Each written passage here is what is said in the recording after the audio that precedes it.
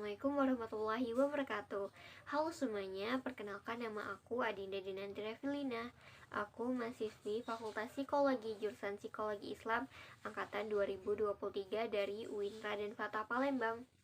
Di sini aku membuat tugas untuk memenuhi tugas mata kuliah Psikologi Keberbakatan. Nah, di sini aku membuat video untuk mengedukasi kalian tentang apa sih itu underachievement. Nah, penjelasan underachievement. Underachievement ini didefinisikan sebagai kesenjangan antara prestasi yang diharapkan yang biasanya diukur dengan tes seperti tes IQ yang terstandarisasi dengan prestasi yang sesungguhnya yang diukur dengan nilai dan juga catatan prestasi di kelas serta juga penilaian dari guru. Nah, dalam underachievement pasti berkaitan dengan underachiever. Nah, hal ini dikarenakan underachievement merupakan fenomena anak berbakat atau gifted children yang memiliki prestasi yang rendah, sedangkan underachiever ialah individu atau siswa berbakat tersebut. Nah, underachiever ini didefinisikan sebagai siswa yang menunjukkan kemampuan tinggi berdasarkan pengukuran kecerdasan, namun gagal menunjukkan prestasinya di sekolah yang sesuai dengan potensi yang dimilikinya. Nah, masalah dalam underachievement ini pasti selalu ada. Underachievement pada siswa berbakat atau gifted children merupakan salah satu resiko yang akan dihadapi oleh anak-anak yang berbakat. Nah, masalah prestasi rendah pada anak berbakat merupakan masalah serius yang harus menjadi perhatian bagi orang tua serta guru. Nah, ada pun beberapa karakteristik yang khas dari underachiever. Nah, hal ini diidentifikasi oleh Mandel dan Marcus dengan 6 tipe, yaitu A. Questing Underachiever. Nah, tipe ini dimulai dari rentang usia 9 sampai 10 tahun. Nah, mereka ini lebih suka melakukan apa saja yang disukainya saja. Nah, seperti prokrastinasi baik di rumah maupun di sekolah. Mudah menyerah, kurang peduli pada nilai yang rendah, perhatiannya mudah teralihkan dari tugas sekolah, dan tidak peduli dengan masa depan. Nah, yang ke B, Anxious Underachiever. Nah, anxious underachiever ini mempunyai kecenderungan selalu tegang, menghindari sekolah, khawatir yang berlebihan, dan tidak realistis mengenai kompetensi dan kesalahannya. Ia juga selalu butuh ditenangkan, bahkan bisa sampai fobia akan sekolah. Nah, dapat disimpulkan bahwa underachiever jenis ini merasa tidak aman, mempunyai tingkat keraguan diri yang tinggi, dan mengalami tingkat ketegangan yang tinggi. Lalu yang ketiga, deviant underachiever. Nah, deviant underachiever ini biasanya lebih sering terjadi pada anak laki-laki daripada perempuan di usia mereka yang sebelum remaja. Mereka tidak marah, berdebat, dan menentang figur, sengaja membuat orang lain jengkel dan menyalahkan orang lain atas kesalahan yang dibuatnya sendiri. Lalu yang keempat yaitu wheeler-dealer underachiever. Nah, wheeler-dealer underachiever ini impulsif dan juga manipulatif. Mereka yang di tipe ini cenderung suka mendapatkan sesuatu secara gratis dengan gampang, mudah berbohong, curang, dan juga suka mencuri. Nah, yang kelima, identity search underachiever. Nah, hal ini lebih disibukkan pada konsep dirinya sendiri maupun makna hidupnya, bersemangat dalam segala hal, dan cenderung pada kemandirian. Lalu yang keenam ada underachiever tipe sad or depressed. Nah, tipe ini mempunyai self-esteem yang rendah, sulit mengambil keputusan, dan mempunyai daya yang lemah, dan sulit berkonsentrasi pada tugas sekolah. Nah, meskipun mereka berbagi beberapa karakteristik yang sama, Marcus membagi beberapa karakteristik yang sama yang mendeskripsikan tipologi dari underachiever berupa adanya kekhawatiran dan juga kecemasan, akting dan manipulatif, easygoing, malas dan tanpa motivasi, bersifat menentang, dan introspektif. Nah, adapun faktor yang menyebabkan underachievement yaitu yang pertama, faktor lingkungan sekolah. Nah, dari faktor ini, dari hal pengajaran, materi yang diberikan, ukuran keberhasilan, dan kemampuan guru dapat menjadi penyebab anak mengalami underachiever. Nah, selain materi pelajaran yang tidak sesuai dengan kondisi anak, suasana kelas pun dapat menjadi penyebab dari anak yang mengalami underachiever. Nah, lalu yang kedua itu faktor keluarga.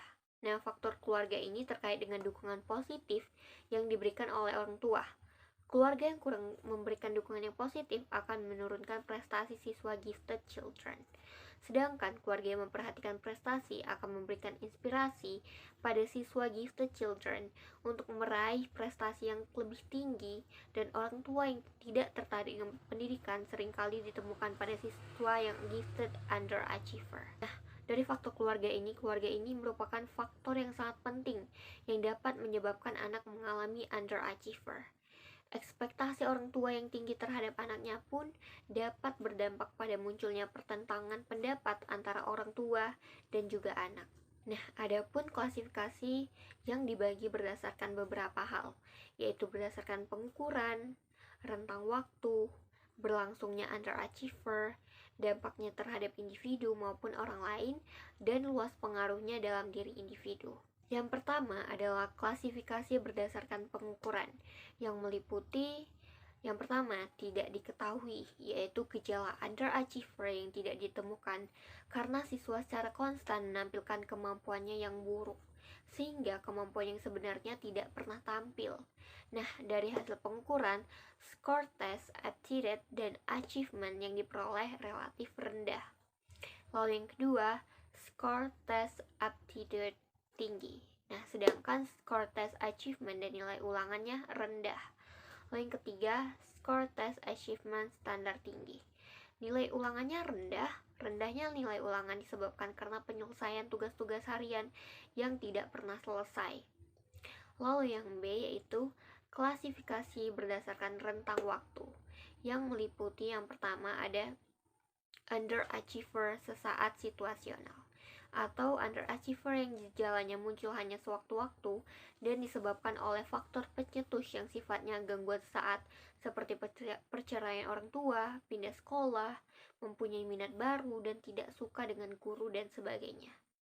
Nah, lalu yang kedua yaitu underachiever kronis. Nah, jenis ini dapat berlangsung dalam waktu jangka yang cukup lama dan faktor pencetusnya itu tidak jelas. Lalu yang C ini adalah klasifikasi berdasarkan luasnya. Nah, dalam hal ini meliputi yang pertama, underachiever pada satu keterampilan yang spesifik. Nah, dalam kelompok ini, siswa menunjukkan gejala underachiever pada satu bidang tertentu saja, misalnya matematika, menulis, bahasa Indonesia, atau olahraga, yang disebabkan oleh kurangnya minat serta motivasi. Lalu yang kedua adalah underachiever pada suatu bidang.